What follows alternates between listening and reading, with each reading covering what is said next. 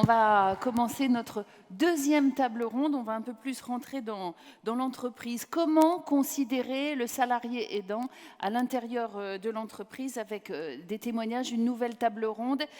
Si Alexia Gardin veut bien nous rejoindre maintenant, professeure à l'Université de Lorraine, vous avez en 2000 soutenu une thèse sur la vie familiale et la vie familiale du salarié dans le droit du travail. Alors à l'époque-là, on parlait plutôt de conciliation vie professionnelle et vie privée pour les mamans.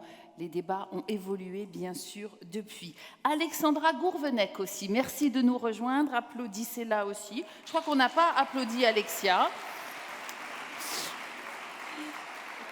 Vous êtes directrice des ressources humaines à l'OHS, que je pense vous connaissez tous ici, avec 1600 salariés et 55 établissements. Et Bénédicte Munier, bonjour, bienvenue à vous. Vous êtes psychologue à l'intérieur de l'ALSMT, vous accompagnez les salariés, vous accompagnez aussi les entreprises sur les risques psychosociaux. Voilà, on va parler de tout ça. Mais d'abord, ce film, pour découvrir maintenant quand même un petit peu le point de vue de l'entreprise quand même. Hein. On a épousé la vie des salariés. Voici le point de vue de l'entreprise.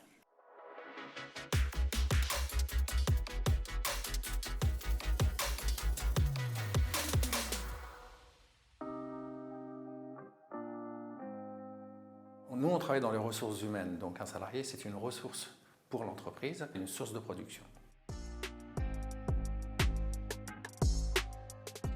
J'ai eu l'expérience où le salarié voulait accompagner sa femme sur la fin de vie, donc il voulait passer du temps avec son épouse, qui était condamnée malheureusement, mais on l'a libéré pour lui permettre de passer du temps avec sa femme. Ça, c'est des situations extrêmes, mais il y a aussi le proche aidant pour aider un membre de sa famille qui se trouve handicapé, mais temporairement, qui a besoin d'aide, d'une présence à domicile. Aujourd'hui, il y a beaucoup de conventions collectives qui prévoient des jours d'absence pour enfants malades, qui prévoient des dispositifs pour des congés exceptionnels, pour événements familiaux. Mais il n'y avait pas cette notion de proche aidant jusqu'à la loi de 2019. La loi de 2019, en fait, permet aux salariés qui veulent bénéficier du dispositif de proche aidant de ne pas être pénalisé financièrement en s'absentant de son poste de travail. Puisque jusqu'à présent, il pouvait user de ses droits à congé ou de RTT ou de congés cédés par d'autres collègues de travail. Aujourd'hui, c'est l'État qui prend le relais via une indemnité journalière et il faut qu'il s'accorde avec l'entreprise pour ces périodes d'absence, mais on peut concilier et travail et vie personnelle. Dans les petites structures de type TPE, on peut affaire directement au dirigeant. Donc, quand on a une entreprise de 10 salariés, c'est quand même plus facile de côtoyer le dirigeant. Dans un grand groupe où il y a 800 salariés, 1000 salariés, généralement, la démarche passe via les représentants du personnel.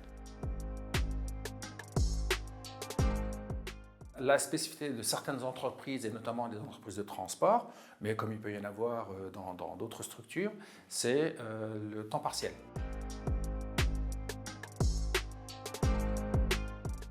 Dans cette période de pénurie de salariés, de candidats, l'entreprise a le souci de conserver son personnel. Les entreprises s'engagent aussi dans un process de RSE, de responsabilité sociale de l'entreprise. Et dans le cadre de cette démarche qualité, elle doit mettre tout en œuvre pour concilier vie professionnelle et vie privée. C'est dans l'intérêt de l'entreprise de trouver des solutions. Avoir de l'empathie et essayer malgré tout de concilier les besoins de l'entreprise avec les difficultés parfois temporaires que peut rencontrer un salarié. Aujourd'hui, tous les salariés veulent concilier vie professionnelle et vie privée. Parce qu'un salarié heureux, c'est un salarié qui sera productif.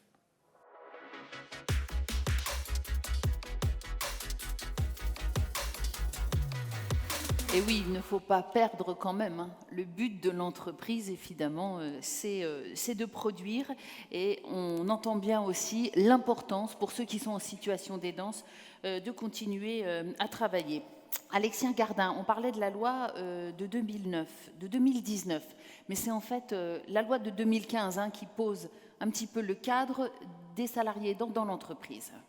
Oui, et je remonterai même bien avant, parce qu'en réalité, c'est vrai que c'est une loi de 2015 qui a installé la figure du proche aidant en créant ce congé proche aidant, mais il existait déjà tout un tas de dispositifs qui ciblaient sur certaines situations d'aidance. L'accompagnement de fin de vie, ça date de 1999. La prise en charge d'un enfant handicapé ou ayant une maladie grave ou un accident grave, c'était même avant. Donc en fait, ça fait assez longtemps qu'existent dans le paysage juridique des dispositifs d'accompagnement des aidants. Mais ils ne sont pas connus. Ils ne sont pas suffisamment, je pense, aussi maîtrisés d'un point de vue technique, parce que c'est souvent effectivement des dispositifs qui font peur, des dispositifs où il y a des conditions à remplir, où il y a tout un tas, évidemment, de prérequis pour en bénéficier. Et donc, ça reste effectivement assez éloigné, je pense. Quand on regarde la loi et l'application de la loi, il y a un écart. Alors la loi de 2019, si je peux me permettre, a quand même, à mon sens, installé quelque chose de nouveau.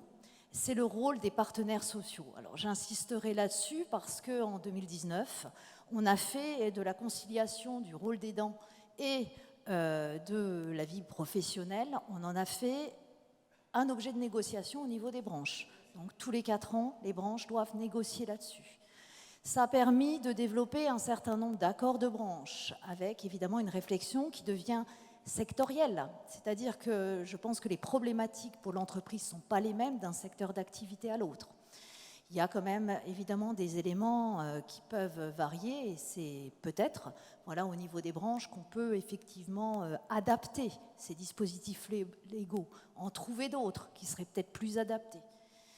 Et puis, l'entreprise aussi, et la négociation d'entreprise, qui, elle aussi, est encore une autre façon, je crois, d'aborder les choses, encore plus fine, parce qu'évidemment, on peut adapter à chaque entreprise, à la situation de chaque entreprise. Et on aura l'occasion d'en débattre encore dans la 3e table ronde. Qu'est-ce qu'on peut dire aujourd'hui? Qu'est-ce que vous savez des négociations qui existent autour des salariés aidants?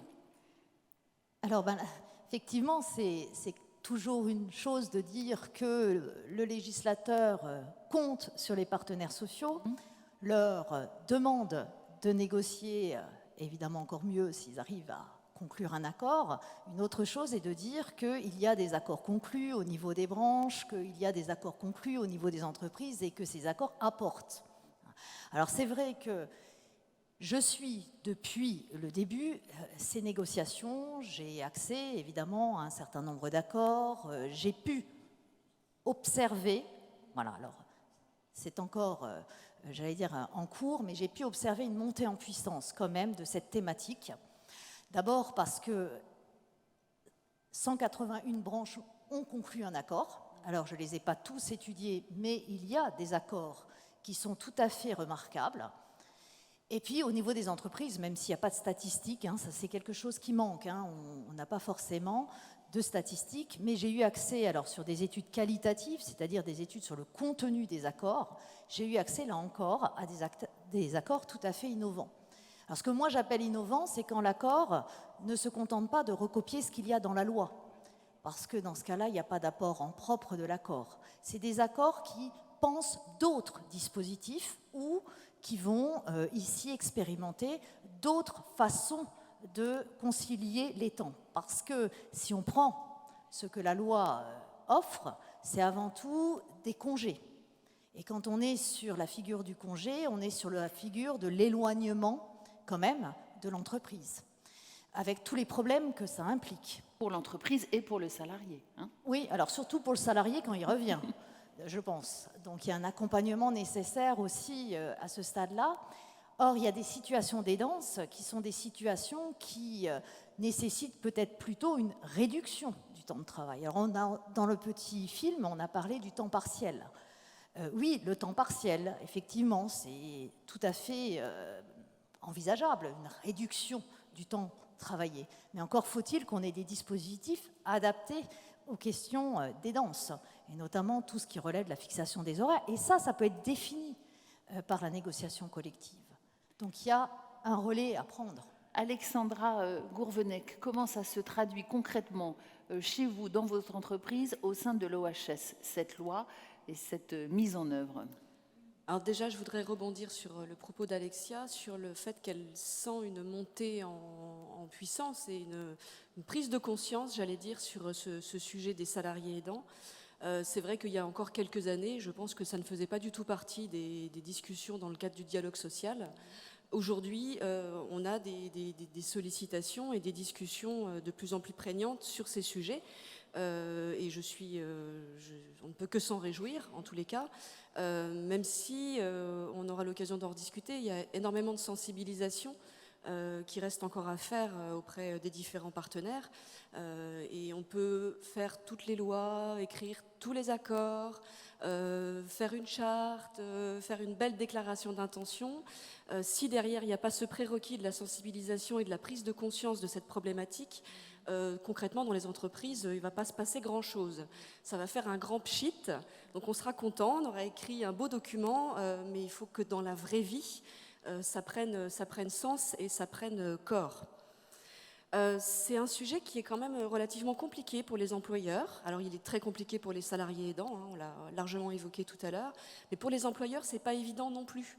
Parce qu'il faut justement être en capacité, lorsqu'un salarié a une problématique, d'accueillir sa parole et de savoir comment réagir. La personne qui vient nous voir, en règle générale, elle cherche des réponses, elle cherche des ressources et elle cherche, dans nos yeux, un accompagnement, un appui, un soutien.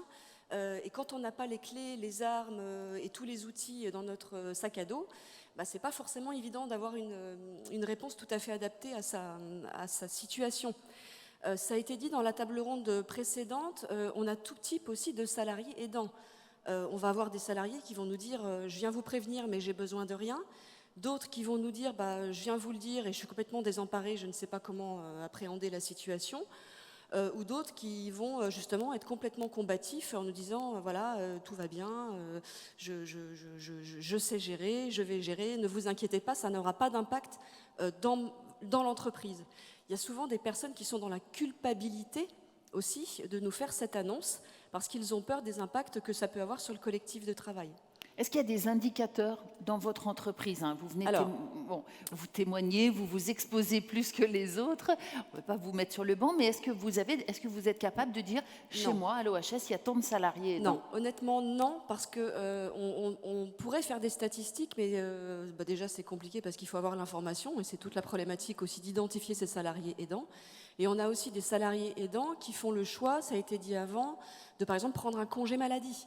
Un arrêt maladie. Et là, en l'occurrence, on n'a pas forcément connaissance de la situation et on ne peut pas l'accompagner de la manière la plus adaptée. Bénédicte Munier, vous allez dans les entreprises, vous recevez les salariés, pas forcément parce qu'ils sont salariés aidants, mais parce que sur prescription du médecin, il y a un suivi avec vous, et vous allez dans les entreprises, vous pouvez un peu sentir les ambiances, rencontrer les gens, et vous pouvez accompagner les entreprises dans la prévention des risques psychosociaux. Qu'est-ce que vous voyez sur le terrain? Qu'est-ce que vous entendez en consultation des salariés aidants que vous recevez, et qu'est-ce que vous constatez sur le terrain en tant que psychologue?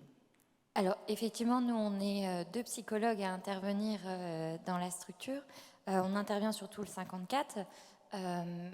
La thématique de l'aidance, elle ne nous est pas amenée directement en tant que telle. Nous, très souvent, quand on nous sollicite, donc nous, on intervient sur orientation du médecin, on intervient parce que des structures nous ont interpellés directement.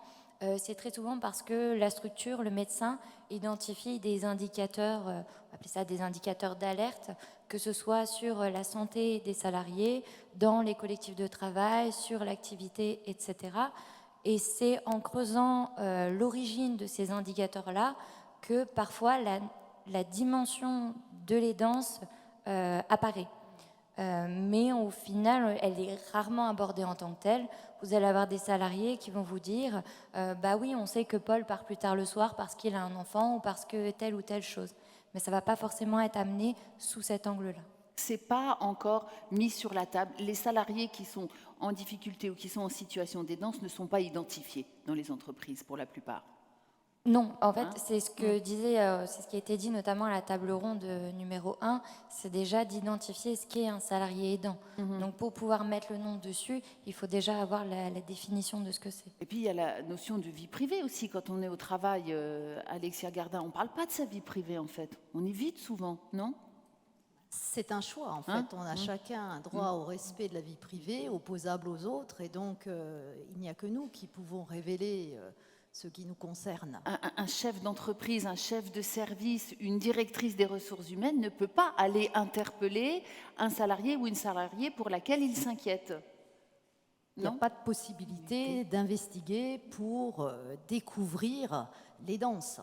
Donc c'est En presque... réalité, ça ne peut venir que de l'aidant. Ou des collègues qui pourraient alerter. C'est pour ça que parler d'indicateurs, en fait, parler de suivi dans les entreprises, c'est assez compliqué. Enfin, j'allais dire, une approche statistique, il n'y a pas beaucoup de sens.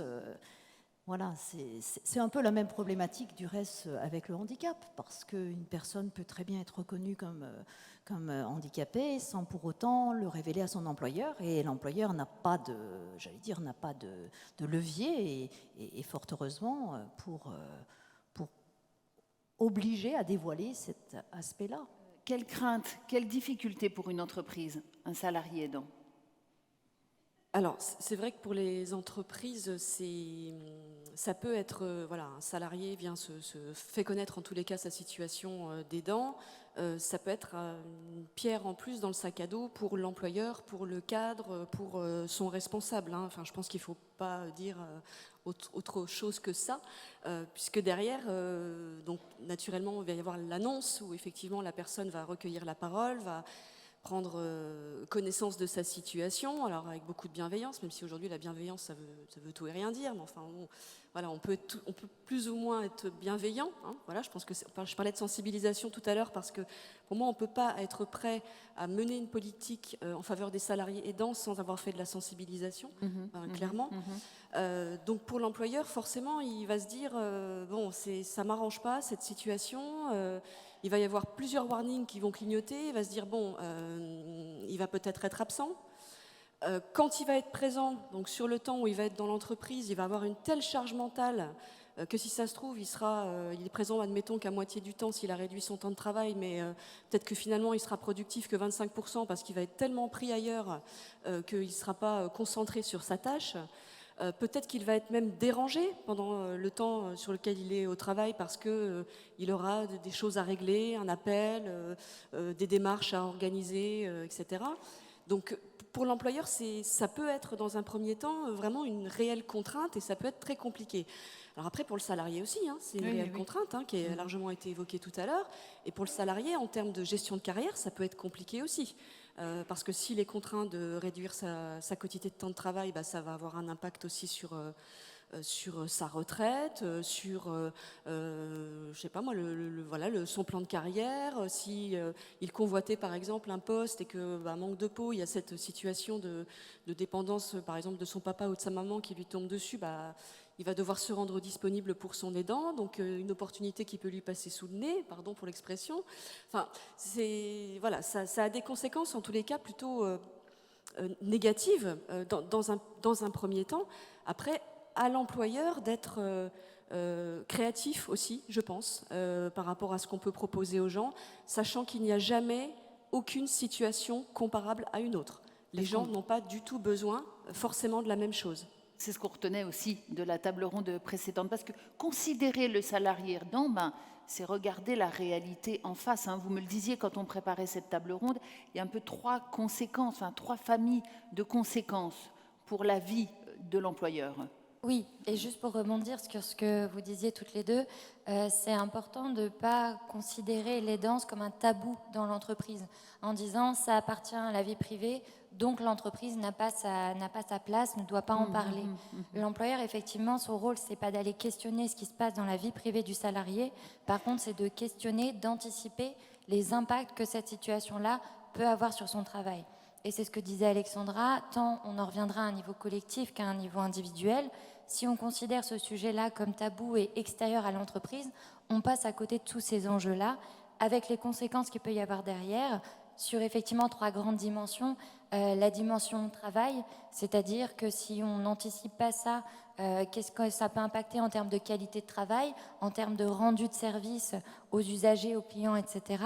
Qu'est-ce que ça peut impacter aussi dans le collectif de travail, mais qu'est-ce que ça peut impacter sur la santé du salarié aidant individuellement, mais aussi des salariés du collectif de travail, qui peuvent eux aussi, par répercussion, avoir des impacts sur leur situation propre. Très clairement, un salarié aidant qui va, qui vient, qui doit partir en urgence, qui arrive tard, qui repart plus tôt, peut créer des tensions dans une entreprise et dans un service, Bénédicte Munier. Oui, si ça n'a pas été anticipé, effectivement.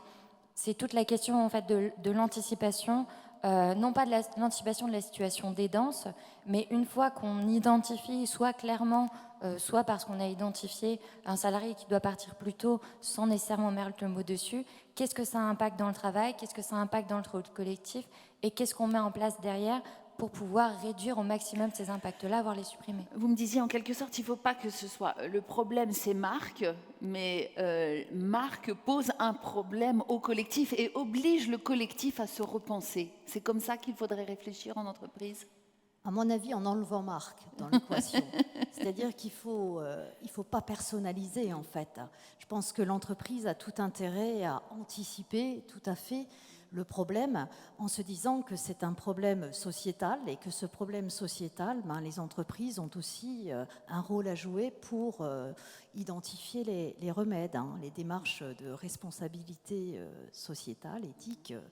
Voilà, peuvent aussi intégrer la question de l'aidance.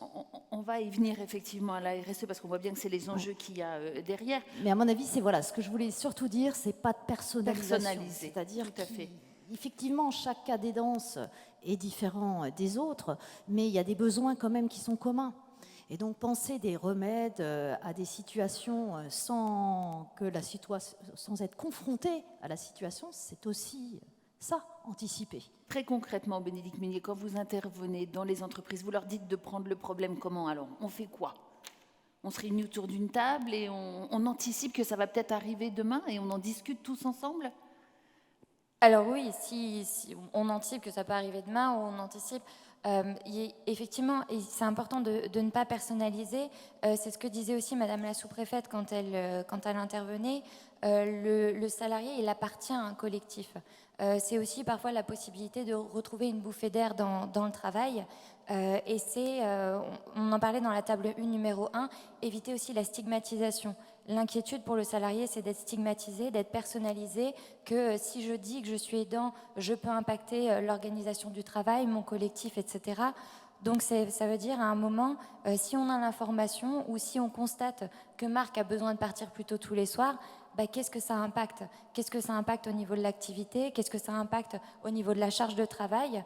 Et donc du coup, à ce moment-là, qu'on se mette autour de la table avec les salariés, les équipes concernées, et de se poser ces questions-là de pendant cette plage horaire où Marc n'est pas là, qui prend l'activité de Marc? Qui va gérer cette plage horaire où on doit recevoir du public? Et c'est là où on expliquait tout à l'heure, si tout ça, c'est pas anticipé, moi, en tant que collègue de Marc, je vais dire, oui, je suis d'accord, Marc ne vient pas, mais en attendant, c'est moi qui fais son travail. Donc, ça peut avoir un impact sur ma charge de travail, et c'est là où on personnifie la problématique en disant que le problème, c'est Marc. Or, le problème, c'est cette plage horaire-là qui n'a pas forcément été anticipée. Alexandra Gourvenec, ça vous paraît possible, ça, ces espaces de dialogue et de redistribution un petit peu du travail? Alors, je parlais de créativité tout à l'heure. Je pense qu'effectivement, il faut se re-questionner quand dans une très petite entreprise, par exemple, de 10 salariés, il y a un salarié effectivement qui est dans une situation d'aidant, les impacts ne sont pas non plus forcément les mêmes que sur une grosse entreprise de 1000 personnes. Donc inévitablement, il faut réfléchir de manière collective à la meilleure manière de gérer la situation, qu'on appréhende dans un premier temps, comme je le disais tout à l'heure, comme une contrainte, indéniablement, mais peut-être qu'après, ça peut amener à réfléchir différemment, à développer de nouvelles manières de travailler, d'acquérir, je sais pas, un nouvel outil, un nouveau logiciel, etc. Enfin, voilà, ça peut être une opportunité autant que faire se peut, même si c'est un peu compliqué de parler d'opportunité. Mais en tout cas, on peut voilà, réfléchir un petit peu différemment à l'organisation du travail et ça peut également profiter aux autres. Oui, parce que ça, c'est vraiment, c'est pas un dialogue, c'est pas le dialogue social, ça, c'est le dialogue au quotidien. Si, c'est ça qu'on appelle le dialogue social? Alors ça, c'est la question piège. Qu'est-ce que le dialogue social? Je pense voilà, on va pouvoir avoir tout un tas de réponses. C'est vrai que moi, j'ai tendance à l'envisager comme incluant à la fois le dialogue social formel, c'est-à-dire effectivement tout ce qui est négociation, tout ce qui va être information, consultation des représentants du personnel, mais aussi le dialogue informel, tout ce qui peut s'appeler dialogue dans l'entreprise. Et on voit bien que sur des questions d'accompagnement des aidants, tous les leviers doivent être actionnés. Dans le respect de la vie privée du salarié, forcément. Et vous me disiez, Alexandra Gourvenec, on fait de la dentelle, quoi. On est complètement dans la dentelle, puisque chaque personne va avoir un besoin différent. Donc en fait, on va répondre à son besoin, tout simplement, enfin, autant que faire se peut. Alors je rajouterais quand même une dimension qui est importante, c'est qu'il faut que ce soit malgré tout soutenable pour l'entreprise. Pour le collectif. Pour le collectif, naturellement. On ne pourra pas tout faire non plus. Mais des dispositifs de droit commun qu'on peut mobiliser, l'information qu'on peut lui donner, l'accompagnement, voilà, la dentelle, dans la mesure des possibilités. Et le risque, Bénédicte Munier, si on ne fait rien? Si on ne fait rien. Si on n'intervient pas, si on n'accompagne pas le salarié aidant, si on n'est pas attentif à son salarié aidant, quel est le risque pour le collectif et l'entreprise? Le risque principal, on va dire, c'est l'incompréhension. Déjà, c'est effectivement, il se joue quelque chose dans l'entreprise. Mettre des mots sur ce qui se passe, c'est pas faire apparaître un problème, c'est se saisir du problème. Et effectivement, vous nous aviez posé la question d'un dialogue social réussi, les critères. En tout cas, c'est les critères d'un dialogue réussi, c'est déjà d'arriver à avoir une définition commune de ce dont on parle. Et on en a parlé là depuis le début de l'après-midi. Ce qu'est un aidant, c'est pas forcément clair, c'est pas forcément défini pour tout le monde. Donc déjà, c'est d'être sensibilisés tous à cette question-là pour avoir la même définition. Et l'autre chose, c'est d'identifier les interlocuteurs. Effectivement, l'enjeu de la taille de l'entreprise va être déterminant. Dans une grosse entreprise structurée, avec des représentants du personnel, avec des accords, des négociations, ce ne sera pas la même chose que dans une petite structure où l'absence d'un salarié se fait ressentir beaucoup plus précipitamment, avec beaucoup plus d'impact. Mais par contre, dans toutes ces structures-là, c'est l'enjeu de bien identifier quels sont les interlocuteurs, qui peut travailler sur ces questions-là, qui je peux interpeller en tant que salarié aidant ou en tant que professionnel en difficulté dans une situation. On est sur les relais, là, Alexandra Gourvenec. Oui, il y a des relais à l'intérieur de l'entreprise, mais à l'extérieur aussi. Vous avez des ressources, vous, au sein de l'OHS? Alors, naturellement, on a tout un tas de ressources, mais je crois que dans la table ronde numéro 3 aussi, on parlera on va dire, du carnet d'adresses, en quelque sorte aussi, qu'on peut mobiliser lorsque l'on est dans cette situation. Après, dans l'entreprise en elle-même, les partenaires sociaux sont des vecteurs de communication essentiels pour ces sujets-là. Et puis c'est vrai qu'on voit de plus en plus, par exemple, de mutuelles qui développent des offres en direction des salariés aidants, parce qu'ils ont bien compris, et bien avant nous d'ailleurs, je pense, la problématique et la nécessité d'apporter des réponses parfaitement adaptées à un moment de la vie, quand on en a besoin. Bon, et ça, là, il en vient aussi de l'image de l'entreprise, Alexia Gardin. Quand vous parlez RSE, forcément aussi, ça fait partie de l'image et de l'avenir de l'entreprise, de prendre en compte ces questions. Oui, alors avec, je crois, la même difficulté, c'est que les démarches RSE qui se sont, elles aussi développées beaucoup sur les dernières périodes, des démarches RSE qui incluent désormais la question de l'accompagnement des salariés aidants, mais des démarches RSE qui sont avant tout des démarches volontaires, c'est l'entreprise qui décide de s'engager là-dedans. Et puis c'est surtout, quand on regarde pour l'instant qui s'engage vraiment sur ces démarches RSE, ce n'est pas les TPE, PME. On retrouve la même difficulté. Difficulté financière aussi. Oui. Difficulté. Alors, moi, je vais vous donner un exemple d'une grosse entreprise que tout le monde connaît, c'est AXA. AXA, ils ont fait le choix, là, il n'y a pas longtemps, je crois que c'était en début de semaine, ils ont gravé dans le marbre le fait que pour un salarié aidant, ils octroyaient 5 jours de congés supplémentaires par an, au-delà des congés dont tout un chacun bénéficie. Donc l'OHS a embrayé le pas aussi, bien sûr. On peut mettre le sujet sur la table sans problème, j'en discuterai avec mon directeur général, on verra bien. Non mais trêve de plaisanterie, ça a un coût, inévitablement. Donc voilà, je pense qu'il y a des coûts induits et des coûts un peu cachés aussi d'une politique en faveur des aidants. Et malheureusement, c'est le nerf de la guerre aussi dans les entreprises aujourd'hui. Donc on ne peut pas complètement se dire on va mettre ça en place, c'est super, c'est génial. Non, enfin derrière, il faut réfléchir à toutes les conséquences qu'il peut y avoir. Bénédicte Meunier, en tant que psychologue, qu'est-ce que vous diriez finalement? Les grandes entreprises, les petites entreprises, quels conseils on peut donner à celles qui n'ont pas les moyens finalement? Le levier principal de l'entreprise, ça va être l'organisation de son travail et de son activité. C'est pas la vie privée du salarié, c'est pas sa personnalité, ce qu'on peut entendre parfois. Oui, mais il est comme ça, je peux rien y faire. C'est vraiment l'organisation de l'activité. L'anticipation, ce qu'on disait tout à l'heure, ça va vraiment être de remettre le salarié aidant, la question de l'aidance, dans un système plus large, plus global, d'en identifier les interlocuteurs et aussi d'avoir une vigilance, ce qu'on peut avoir parfois.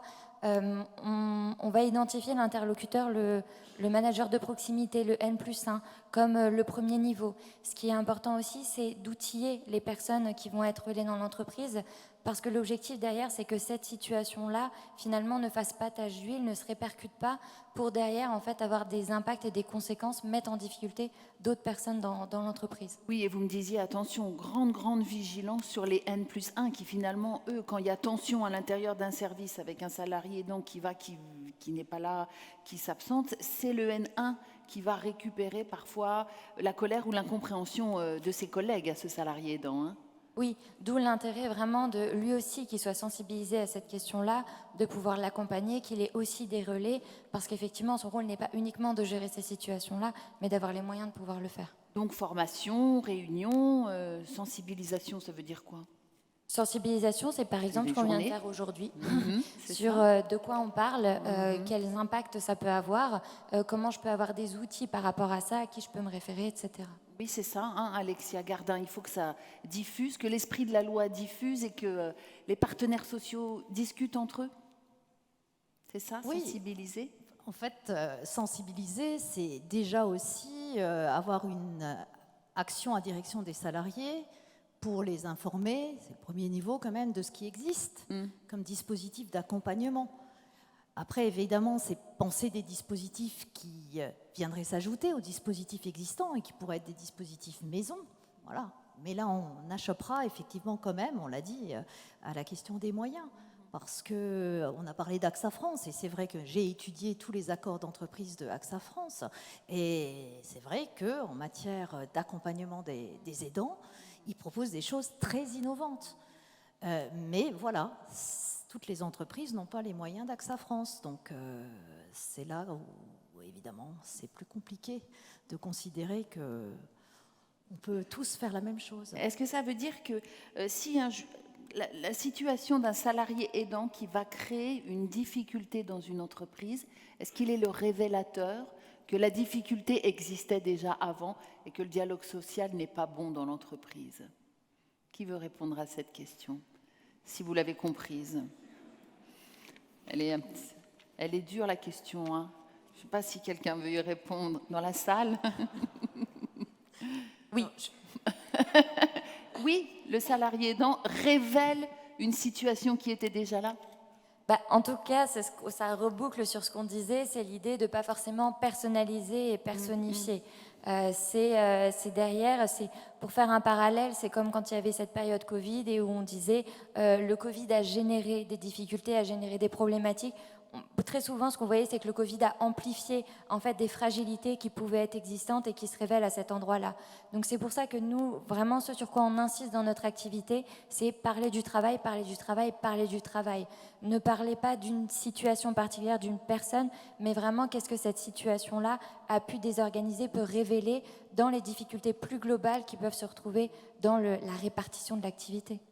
Je voudrais juste rajouter quelque chose, parce que on a parlé des contraintes pour l'entreprise qui sont réelles, mais on peut aussi le voir on peut voir le verre à moitié plein, ou le le vide, je ne sais plus dans moitié, quel sens, oui. qu'importe. On peut voir le pendant, c'est-à-dire que ça a été dit d'ailleurs dans le film.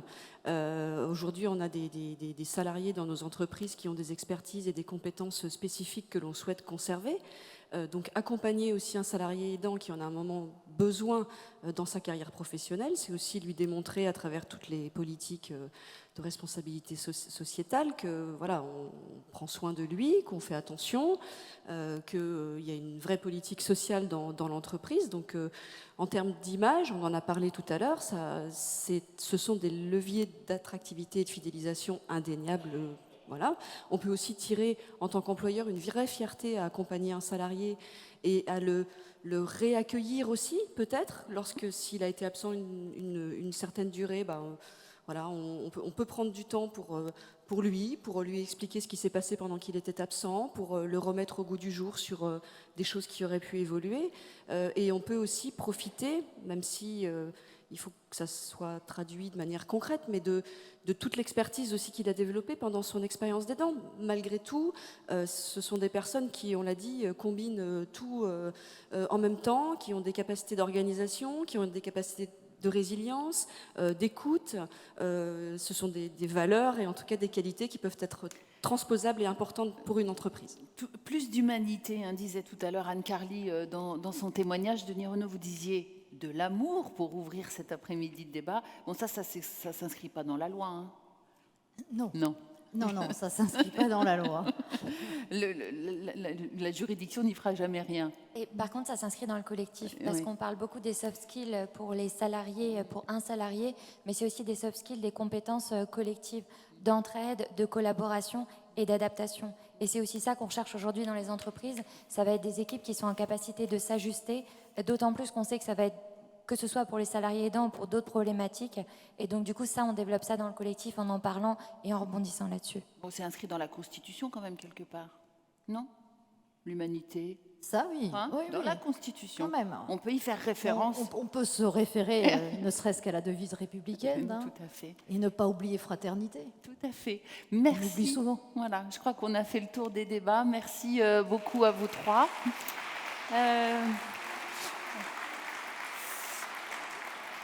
Vous qui êtes peut-être en entreprise aussi, est-ce que vous voulez profiter de leur présence peut-être pour un témoignage ou une question supplémentaire Oui, là, deux. Je vois une personne. Tout en haut là-bas. Coucou. Est-ce qu'il y aura d'autres questions aussi?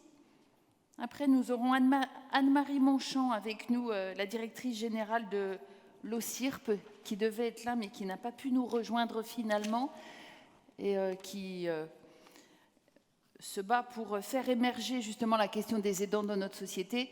Et elle nous a fait une vidéo cet après-midi. Madame, on vous écoute. Oui, bonjour, merci. Je trouvais la table ronde vraiment très intéressante. Merci. Est-ce que vous pouvez vous présenter? Je suis salariée aidante. D'accord. Voilà. Je me faisais deux réflexions. Au niveau du congé proche aidant, si j'ai bien analysé, compris la loi 2019, j'ai compris qu'elle était limitée à 1 année dans la carrière professionnelle. Et je me disais que les générations actuelles et à venir, on était un peu une génération sandwich, prise entre aidants peut-être de parents, et en même temps une aide qui pourrait être aussi par rapport aux enfants. Donc, est-ce que j'ai bien compris le sens de la loi limitée à 1 an dans la carrière professionnelle? Donc ça, c'était une première réflexion que je me faisais. Et l'autre réflexion, mais vous venez de rebondir toutes les trois, c'est vrai qu'effectivement, AXA accorde 5 jours, c'est très bien. Hein. Ça a un coût, c'est très bien. Mais un aidant, comme vous venez de le dire, ça développe, c'est un couteau suisse, ça développe une très bonne organisation, ça sait s'adapter, etc. Et c'est vrai que c'est un bon levier RH que de dire on peut capitaliser peut-être sur un aidant qui sait gérer son temps, qui fait dans une journée, 3 journées, etc. Donc ça, c'était mes deux réflexions. Et la question que je me posais, je me disais que Madame Gardin, comme vous n'avez pas vu les 181 accords de branche, vous avez donné une superbe illustration avec AXA, mais est-ce qu'il y a des choses, des postures d'entreprise qui ont retenu plus votre attention et qui pourrait illustrer ou en tout cas se dire que c'est une bonne pratique qui est faite ailleurs, qui pourrait être mise en place dans d'autres entreprises. Merci. Oui, alors dans l'ordre, effectivement, si on est sur le congé proche aidant, c'est une limite, une règle d'ordre public, à 1 an sur toute la carrière professionnelle. Mais je le signale, des accords de branche ou des accords d'entreprise peuvent élever la limite. C'est une disposition d'ordre public, mais d'ordre public social. La loi fixe le minimum, on peut toujours faire mieux par la négociation collective. Donc il faut aller regarder effectivement du côté de ce qui peut se négocier. Donc ça, c'était le premier élément. Le deuxième élément sur lequel voilà, vous avez repris et on a insisté là-dessus, c'est effectivement, on voulait absolument éviter de présenter le salarié aidant comme une charge. Il faut bien voir qu'effectivement, il y a des problèmes et des besoins de temps, de libération du temps qui vont impacter l'entreprise, évidemment, ou parce que ça, on ne l'a peut-être pas suffisamment mis en avant, mais ce qui marque quand même les danses, c'est l'imprévisibilité. On l'a un peu dit qu'on peut avoir un coup de fil et puis on est obligé de tout plaquer pour aller apporter son aide. Donc effectivement, il y a des choses qui sont assez peu compatibles effectivement avec les besoins de l'entreprise et notamment l'imprévisibilité. Donc c'est vrai que c'est compliqué, mais il fallait aussi montrer que l'aidant, c'est quelqu'un qui sait s'adapter, c'est quelqu'un qui, comme vous l'avez dit, on l'a dit à plusieurs reprises, est un couteau suisse, et donc qu'il peut aussi apporter beaucoup à un collectif de travail. Donc on a vraiment insisté, on a voulu aussi faire passer ce double message, et c'est bien si vous l'avez reçu. Et maintenant, sur les accords qui peuvent être négociés, qui pourraient être, j'allais dire, des accords d'exemple, il y en a, effectivement. Il y a tout un tas de choses. Alors on part de dispositifs légaux qu'on améliore, donc ça déjà, il y a des choses, mais moi ce qui m'a vraiment frappé dans certains accords, c'est qu'on a cherché à diversifier les réponses. C'est-à-dire qu'on a mis dans des accords globaux des choses qui relevaient effectivement du congé, de l'amélioration du congé, mais aussi des mesures RH, mais aussi l'accompagnement quotidien. Bref, on a des accords globaux. Et si on prend... Je vais encore citer AXA, mais j'ai pas d'action, j'ai pas d'émolument si jamais je cite plusieurs fois AXA, mais cet accord m'a vraiment étonnée parce qu'il y en a d'autres, mais il a négocié spécifiquement sur l'accompagnement des aidants. C'est-à-dire qu'on n'a pas mis ça dans un accord congés spéciaux avec plein d'autres problématiques qui parfois se rejoignent, mais c'est un accord dédié. Et donc, c'est vraiment un accord global.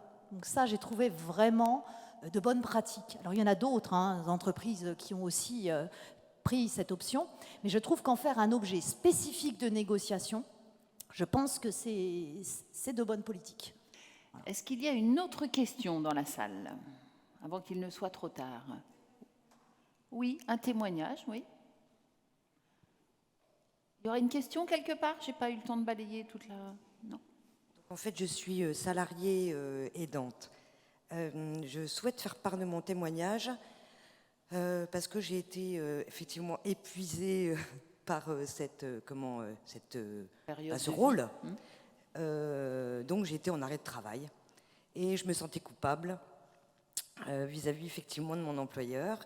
Donc quand j'ai reçu le mail qui m'invitait en fait à participer à cette journée. À cette journée, j'ai lu en fait le déroulé des ateliers et de la SCOUS, j'ai prévenu mon employeur par mail, qui est au courant officieusement, puisque voilà, il y avait je l'avais peut-être un peu évoqué comme ça, et je l'ai fait donc par mail officiellement. L'employeur m'a répondu dans la foulée que c'était noté. Ça m'a soulagée. Déjà, ça m'a vraiment soulagée. Et par rapport donc aux différentes interventions que vous nous avez faites toutes les trois, vous avez parlé donc souvent, vous avez souvent évoqué le mot sensibilisation et je veux dire le fait de l'avoir fait. J'en parle aussi à mes collègues en libérant en fait un peu la parole, en ne faisant pas un tabou de ce sujet et je pense que ça va faire des petits. Dans l'entreprise où je travaille, pour la diffusion de cette notion. voilà, qui n'est effectivement pas un tabou, qui est lourd à porter et qui mérite, lui, d'être vraiment prise en charge d'un point de vue du législateur et des entreprises. Parce que oui, on est coupable d'être en arrêt maladie, parce qu'on n'ose pas le dire, parce que voilà, on craint, enfin, etc. On culpabilise en fait de ne pas être capable de gérer les deux. Eh ben, merci Voilà, beaucoup je vous pour en prie. votre témoignage. Merci bien. Lever les tabous, je crois que ça ne pourra pas plus faire plaisir à Denis Renaud et à votre équipe derrière qui travaille depuis de longs mois sur cette thématique. Merci à vous trois, c'est bien. Je crois qu'on a bien œuvré. C'est très bien.